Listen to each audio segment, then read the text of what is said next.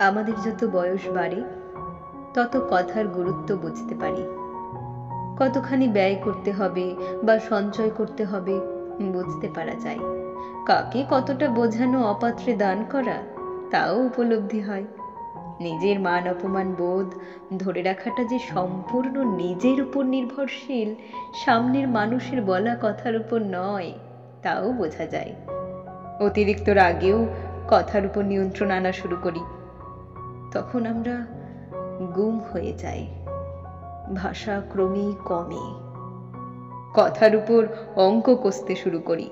মুখ ফসকে কথা বেরোনোর সম্ভাবনাও প্রায় কমে। বয়স হওয়া বলতে আমি শুধুমাত্র কালিক বয়সের কথা বলিনি, মানসিক বয়সও বটে।